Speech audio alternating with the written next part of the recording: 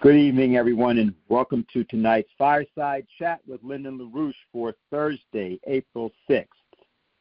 This is Holy Thursday in the Christian Confession. It is Passover night in the Jewish confession, and it is also Ramadan. Ramadan has been going on, I think, since the 22nd of March, I believe. So there's a convergence.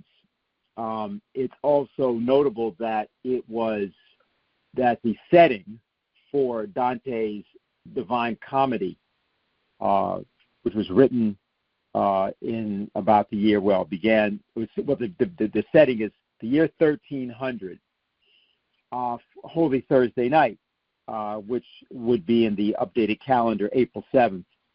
And for those of you who either have read the poem or those of you who may have heard about a certain intervention we made against one of those creatures from hell, Nancy Pelosi, this week, you'll know that the reference to Dante is as contemporary as it would be classical. As we're meeting tonight, what we intended to do with our discussion is to continue something that we began last week, which was a discussion of the TLO pamphlet, Becoming American Economic Miracle on the New Silk Road. And we're doing this in specific because we must be the source of the solution to what you see on the world stage, whether you're looking at the danger of thermonuclear war, the meltdown of the transatlantic financial system, the cultural and social crisis throughout the United States and many of the countries of Europe, or you're looking at the horrendous conditions of the health of the planet, meaning the people of the planet in specific. We have to be an organization which presents not only solution concepts, but also the method by which one can arrive at solutions. Now, before we hear from Jason, let me simply say a couple of things about what we will be involved in over the next 10 days. Some of you are aware that there's a conference of the Schiller Institute, two-day conference. The title is, Without the Development of All Nations, There Can Be No Lasting Peace for the Planet. And we want to urge that people who are listening to tonight's discussion think about attending that conference and also registering for that conference. You can go to the site of the Schiller Institute, and you can register there. And we're urging that people would do that at the conclusion of tonight's call. But the importance of how we're going to handle the next 10 days is that we want to have to invite you to join us in organizing, not merely around the conference itself, which is one element, but the emerging crises that we're seeing as we speak. And they are coming out in various forms. And our point is that conference's intent is to present solutions. Just to indicate a few of the things that were said today or yesterday, coming from, in this case, the Deputy Foreign Minister Sergei Ryabkov, who simply referenced the recent announcement by the British military that they were going to provide Ukraine with depleted uranium ammunition. He referred to it, Ryabkov referred to this as the biggest of escalatory steps. He said, quote, obviously they are doing harm to their clients in Kiev as they are ignoring the obvious grave consequences of the hypothetical use of such munitions on the battlefield. He talked about that. He also referenced the questions of nuclear weapons. He said, as for the use of nuclear weapons, we have gone over this many times already. We are not mincing words here either. Our adversaries simply have to be realistic about what is going on around them and to refrain from any escalation or provocations against us, because otherwise something may happen that for now can be discussed only hypothetically. He said there should be no illusions. Russia has a very wide range of forces and means to ensure its own security in any situation. Nuclear deterrence has always been and is still present in our system of military planning and in the general concept of deterring our adversaries. And so we are in a situation, just from the standpoint of the war. There's other things that can be said, which we don't have time and won't take time right now to go through because we want to get to tonight's topic. But let me simply indicate that the conference has five panels, the first beginning on Saturday morning at 9 a.m. That panel is titled, "The Growing Danger of World War III Underlines the Necessity for a New Security Architecture." And I'm moderating that panel. Panel 2, which will begin at 1 o'clock in the afternoon, is called "The Global Majority and the International Peace Movement Are Fighting for the Same Goal." Global majority referring to what has often been mistakenly called the Global South, or the nations of the developing sector, or the Third World. And this is a panel where we want to make it clear the relationship that those countries and their aspirations have with the international peace movement that exists in Europe and the United States in particular. That is Saturday. And then on Sunday, starting again at 9 o'clock, End the Casino Economy Before It's Too Late. And that's the first, that will be moderated by Dennis Small. Panel 4, The Necessary Philosophical Foundations for the New Paradigm. And that's going to be moderated by Sebastian Drocon. And I failed to mention that panel 2 is moderated by Stefan Ossenkopf of Germany. And then there will be a concert on Sunday at 4 p.m., and the concert will be given by the Schiller Institute Chorus. It's called "Let Us Have Peace, Handel's Messiah." It is available online for people that can't come in for it, but it will be happening at the Church of St. Paul and St. Andrew in New York City. So that is the conference. And again, we're requesting that people register now. Now, we know that, of course, a lot of people will be coming via social media. Again, we can discuss that in some detail later. But we want to have our organizers and people that can become part of our organizing registered now for the conference. And you can, again, go to that site, the Schiller Institute site, to see how you do that. So the topic tonight, I said this week we will tackle the subject of energy flux density. This is in the pamphlet, has a chapter called Measuring Power Sources, Energy Flux Density. That's not the only thing we'll be discussing tonight from Jason, but we want to make it clear that in our proposals for how the United States can rise above its present horrific condition, the ideas of physical economy that were pioneered by Lyndon LaRouche, sometimes they were extended and expanded by Lyndon LaRouche, and they had been in existence earlier. But there were certain things that Lynn did uniquely in his discussion. And these ideas have to be mastered in order for the United States and the world, for that matter, to actually come by an agreement in a principled way for how the mutual development of each country can be enhanced by the development of all countries. Okay, so I'm going to now yield to Jason, and then we'll be able to take certain matters up in questions and discussion. So, Jason, are you able to hear me clearly? Yeah, I do, Dennis. Great.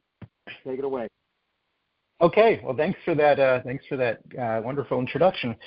The main three topics I want to get at, and then we can discuss, are what is the future, the necessity for an international solution, and the secret of economy, according to Lyndon LaRouche. So first off, on the future, lazily find it easy to think that the future is an extension of the present with perhaps some changes, that the conditions today will probably be the conditions tomorrow. Now, that might work for you in circumstances where there's not a great deal of change, but it's definitely a failed way to understand economic processes. Take, for example, the case of the drawdown of past investments, deferred maintenance on locks on the Mississippi River, unrepaired bridges, dilapidated rail, water systems and sewer systems that are out of date, schools that need improvement. The use of these past investments without replacing them today means that we're not going to have them in the future. Look, whether you will have food in the future isn't determined by whether you have food today. It's based on whether the conditions exist for a future supply. So look at it. What is the status of family farms? Terrible. You lose money in a family farm a lot of the time. The cartelization of the food supply into just a few companies is driving up the price for consumers and causing it to sink for farmers, for ranchers. Only a few companies control the supply of beef or pork or chickens or grains. Do we have a government? Will we have a government that ensures parity pricing for farmers and breaks up monopolies? Who is the government serving? That's the sort of thing that determines the future. Look at where we're headed internationally. Look at the escalations towards Russia. This refrain that we will support Ukraine no matter what it takes. In fact, we'll support Ukraine unless Ukraine wants to negotiate for peace, in which case we're not going to support that. But we'll certainly support the death of every last Ukrainian as long as they're going to kill some Ruskies. That's the outlook towards Ukraine. It's a disgusting outlook towards the people of that nation who are being sacrificed for a goal of crushing Russia as part of an overall plan also to crush China. It's wrong. It's terrible. Look at the escalations toward China. This allows people to promote this stupid Restrict Act on the basis that this is about preventing TikTok from stealing our personal information and showing propaganda and so on and so forth. What this is about is the fact that TikTok is not exactly the same as what we have seen from Twitter and Facebook and things as revealed in the Twitter files, for example. This is perhaps a censored platform, but one that's differently done, one where people might have more of a hope of speaking out without being shut down. The Restrict Act, goes far beyond TikTok and allows government really unilateral determination from the executive branch to shut down almost any service that is connected in some way to these enemy states, so-called. But Russia will not give in. China will not give in. The idea that China is trying to change the rules in the Pacific and exert an increasing influence there, and that's a problem, is insane. Of course China will have an influence in the Pacific. Sorry, U.S. military leaders. Sorry, think tanks. So we're on a collision course with a brick wall with this antagonistic approach towards Russia and China, and we are destroying the United States as we ruin the world. The U.S. dollar, it's being driven to worthlessness by the sanctions policy, a sanctions policy that's doing very little to hurt Russia and a very great deal to hurt Europe and the global South. Countries are turning away from the dollar. They're selling U.S. treasuries. Pretty soon, maybe only the Fed will be buying treasuries in increasing numbers and causing massive and increasing inflation and the devaluation of the dollar. Who is thinking 50 years ahead with these policies? Our trade deficit is soaring. Our debt is exploding. Our life expectancy is plummeting. Our productivity is declining. This is a physical economic collapse. It is a moral collapse. Now, there can't be a U.S. recovery per se, although there is much that we can do to develop the U.S. economy. The LaRouche organization's fantastic pamphlet, The Coming U.S. Economic Miracle on the New Silk Road, which you can get at thelarouche.org/USA. Again, thelarouche.org/USA. This is full of ideas that could be implemented domestically. Things like Glass-Steagall, investment through national banking, high-speed rail as a specific project, continental nuclear-powered water management, the development of fusion, the space program as a driver for science and industry. These are all things that the United States should take up. But the real growth and flourishing of the United States is possible only in the context of a global mission for development and scientific advancement. By playing a useful role in the world instead of a negative one, and probably with some level of needed repentance and humility at this point, we can do good. That brings us to the secret of economy, as Lyndon LaRouche saw it. And I'll just announce that there will be more discussion of this tomorrow night at 9 p.m., as tonight is an event at 9 p.m. Tomorrow at 9 p.m., Friday, go to theLaRouche.org for an economics debate among libertarians, communists, and the LaRouche movement. It'll be, I think, very interesting, very lively. So the secret of economy is that value lies not in money, not even truly in physical production, but something that's more akin to a derivative or a second derivative to those types of outputs. The secret of economy lies in the difference between human beings and animals. Animals kind of understand the world around them in some way. You can train animals. They figure some things out. Some animals, they even use tools. But no animal goes beyond to create tools of the mind. An animal does not use fire. Animals do not use electromagnetism. Animals don't use an understanding of agriculture to plant seeds to make sure that they're going to have something to eat in the next season. Animals don't go beyond their senses to hypothesize concepts, principles that govern the universe. The guiding idea behind the Renaissance was that human beings are made in the image of God. Now, does that mean God has a nose with two nostrils? No, I don't think so. To be made in God's image, the concept here is a mental one. Our minds are made as an image of God's understanding. Our minds create concepts in resonance with the actual physical principles of this universe that allow us to know those things beyond the senses directly through the experience, not of the eyes, not of the ears, but of a contradiction among experience of the senses resolved in the mind by a necessary principle. Let me give an example of that. That's a little bit general.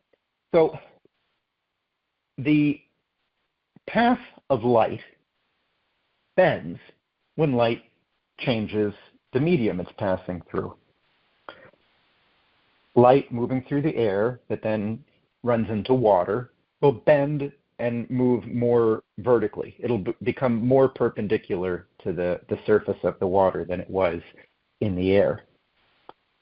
You've seen this perhaps if you put a straw in a glass and the straw looks like it's bent, or things aren't where they look like in swimming pools. If you're into spear fishing, you do not throw the spear at where it looks like the fish is if your head's above the water. So what is causing this bending of light? Let me contrast the ways that René Descartes, who is a real nincompoop, I got to say, and Pierre Fermat looked at this. Descartes came up with some explanation about tennis balls and tennis rackets, and he likened light going from air into water to being like a tennis ball that breaks through a piece of cloth that kind of prevents its motion, and that'll have the physical effect of changing its path. It's really ridiculous stuff. Fermat said that the reason light bends the way that it does is so that its overall path takes the least time among all potential paths that led from where light originated to where it ended up. Fermat had a principle of least time for light, which has become the least action principle in physics. It's really the most fundamental sort of unifying concept in physics today. This was an idea that really went somewhere. But the basis of trying to say that you know something, Descartes, certainly Descartes' friends, said if the results of Descartes' crazy theory, if the final results from all of it accurately describe the angles that light bends at, then what more could you ask of a theory? If your model matches the predictions, isn't that enough? Now, this is really coming up today with machine learning, ChatGPT, and so forth.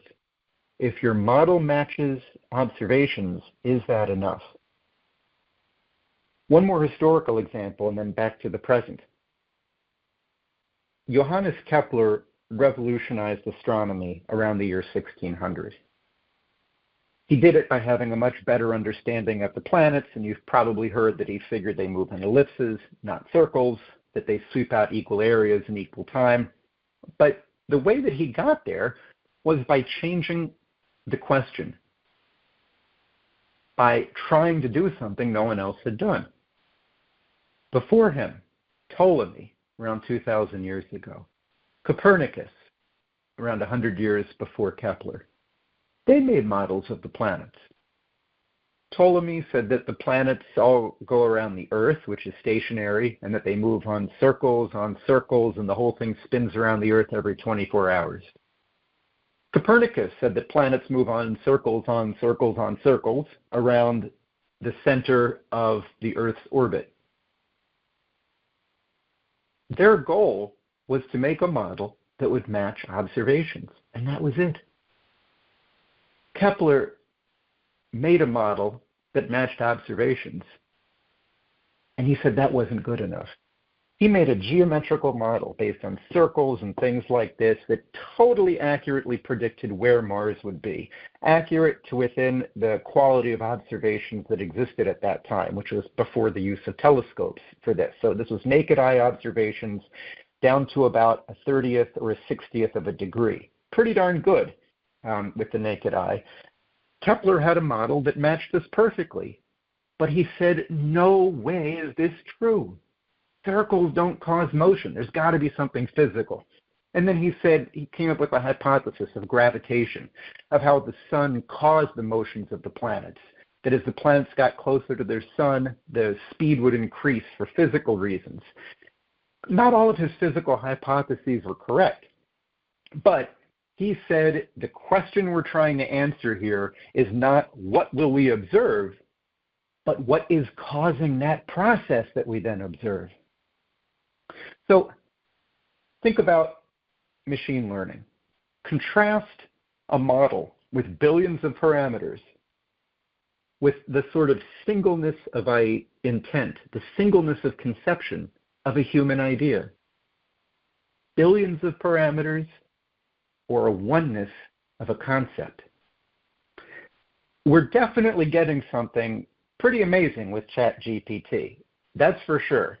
It's for coding, it is so extremely helpful. For other things, and it's really taking off right now. I don't know where this will go, but I do think it'll be extremely interesting to see how this type of understanding diverges from human thought.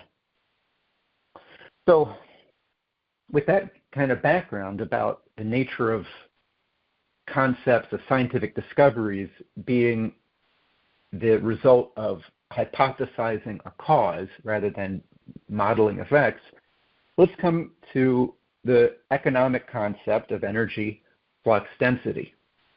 So when you have these discoveries, you need a society organized around applying them productively.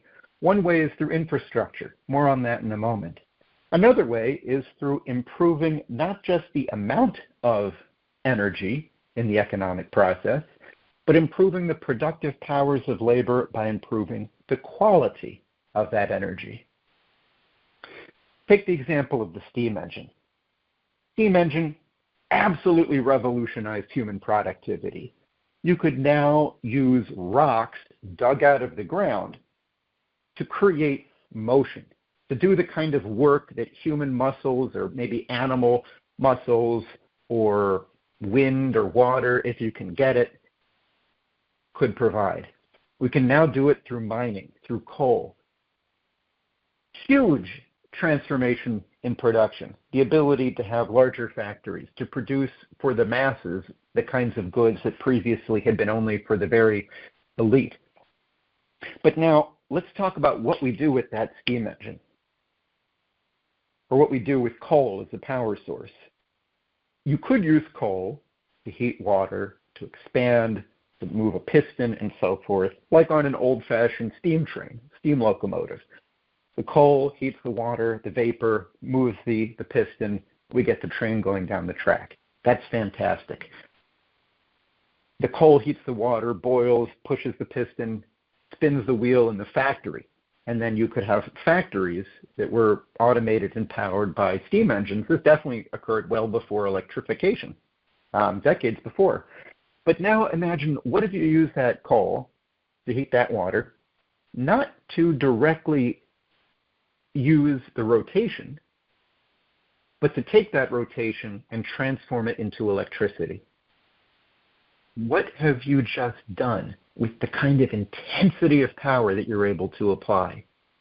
You take that motion that perhaps could have powered a drill bit, and now you've condensed it into a laser, able to do much more precise manufacturing, and ironically, actually have the potential to use less power to accomplish the same or an improved task.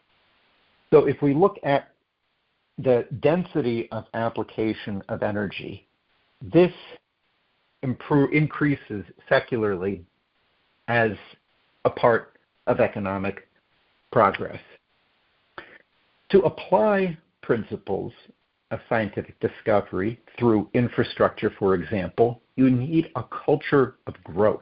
You need a culture, of course, based on an understanding of the difference between human beings and animals. And I think because this difference is not, or between human beings and computers, I think because this difference isn't well and really viscerally understood by people, causes a susceptibility to the kinds of divisions among people that we see too often today, based on a lack of understanding of what we actually all have in common as human beings. So you need a culture of growth, of creativity, an anti-Malthusian culture that does not worship at the altar of Gaia and believe that human beings, by our bare existence, are a sinful abomination displeasing to, the goddess of nature. That is crap. It's garbage. That kind of underlying religious sentiment is what drives so much of the adherence to the ideas of the green policy today. So look, infrastructure development. Infrastructure is something that is a public necessity. There are plenty of infrastructure projects that are economically beneficial while not being financially profitable. This is why you need a government. Things like the development of the canals, the transcontinental railroad, the interstate highway system, power systems done through regulated utilities or public utilities. This is the substrate upon which the real creativity of entrepreneurs, of new developments, of new ways of doing things can exist and grow. You need that substrate. You need that economic platform. And you do need a culture of growth, of taking risks, of trying new ways of doing things, the excitement of doing something new, of solving a problem nimbly. On the science front, big science is inherently governmental today. 100 years ago, not all of it, but some of it is inherently of a governmental scale today. Albert Einstein made his three great discoveries of 1905 on Brownian motion, the photoelectric effect, and the special theory of relativity. He didn't have a gigantic laboratory doing this. He didn't have millions of dollars of funding. But today, a lot of the biggest areas of research cost huge sums of money. So the space program, going to the moon, this was a government effort whose benefits overflowed and dramatically improved the productivity of the economy as a whole. The kinds of engineering and industrial breakthroughs required to create the components that NASA needed, which were essentially all created by private companies, not NASA directly, but by contractors who would say, I can produce that with that kind of tolerance. I can design this kind of system. The effort of achieving that moon goal led to a payout as measured shortly afterwards of at least 10 to 1. But the benefit isn't scalar in that way. It's not 10 of what you put into it, because what we have afterwards is fundamentally better than what we had before. Economic value is not a scalar. It can't be expressed. And this is why LaRouche points to what he calls the LaRouche-Riemann method. And taking from Riemann's study of complex functions and higher transcendentals, an analogy for the understanding of what real economic growth is like. So let me pull this together here. We cannot win in the world. We cannot create safely a new paradigm on this planet without the United States. This is certainly true from a negative standpoint. I mean, those in power here in the U.S. have clearly thrown in their lot with the outlook of the British Empire and intend to rule the world forever, in flames if need be, rather than serve the common good in a new paradigm. The U.S. has to be brought on board. So while it is promising to see the BRICS countries talking about a new currency, while it isn't, it makes me happy to see more country-to-country deals denominated not in dollars but in national currencies. These are good things, but it's not going to be possible to do this without the U.S., both because there's an intent for World War III and because there is actually a great deal that the United States can offer the world if we get our act together, pull our head out of our collective ass, and adopt a positive mission as a nation. That's what I'd like to open with.